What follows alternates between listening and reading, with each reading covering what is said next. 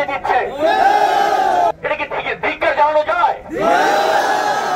আপনারা কালকে সকাল থেকে কেউ অফিসে আসবেন না, সবাই আন্দোলনের প্রস্তুতি।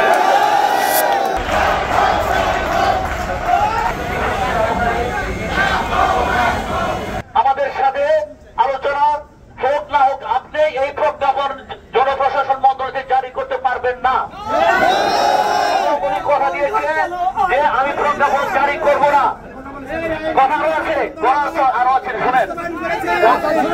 উনি কথা দিয়েছে আমরা প্রজ্ঞাপন জারি করব না, কিন্তু সন্ধ্যার সময় আমার কাছে খবর গেছে যে প্রজ্ঞাপন জারির লক্ষ্যে ফাইল লেজিসলেটিভ বিভাগের জয়েন্ট সেক্রেটারি টেবিলে অপেক্ষমান। আমরা সন্ধ্যার পরে আবার আইন উপদেষ্টার সাথে কথা বলেছি। উনিও আমাদেরকে বলেছেন যে এই আইনটা আসলে সঠিক হয়নি, আপনারা পরবর্তী কিছু পদক্ষেপ নেওয়ার জন্য আমাদেরকে পরামর্শ দিয়েছে। তারপর কি হলো, আজকে আবার সচিবালয়ে এসে শুনলাম এই জনপ্রশাসন সচিব এই ফাইল নিয়ে অলরেডি অনুমোদনের জন্য আইন মন্ত্রণালয় থেকে নিয়ে সে প্রধান উপদেষ্টার কার্যালয়ে চলে গেছে এটা অনুমোদনের জন্য। আপনারা সবাই আপনাদের পক্ষ থেকে এটা কি ধিক্কার জানানো যায়? উনি মুখে যা কথা বলে বাস্তবে তা করে না।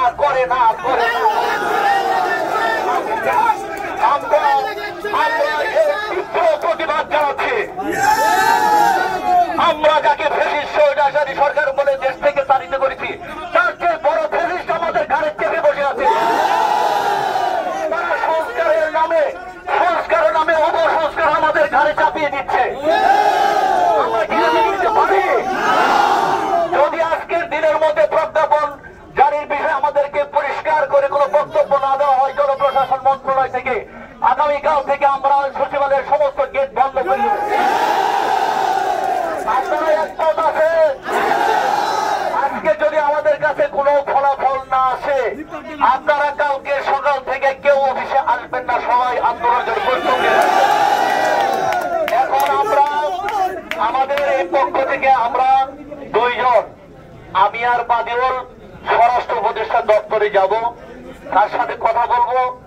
যদি সম্ভব হয় আমরা তাদের সাথে দেখা করবো। ইতিপূর্বে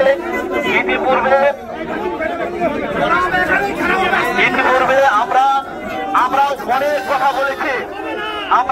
কথা বলেছি, বাট আমরা কিন্তু কর্মসূচি থেকে দূরে যাব না।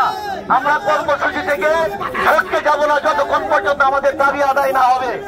আপনারা আমাদের সাথে থাকেন, আমি আর বাদিউল উপদেষ্টার সাথে কথা বলার জন্য যাব, আপনারা কেউ যাবেন না। খবরের কাগজ, নিখাত, নির্ভীক, নিরপেক্ষ।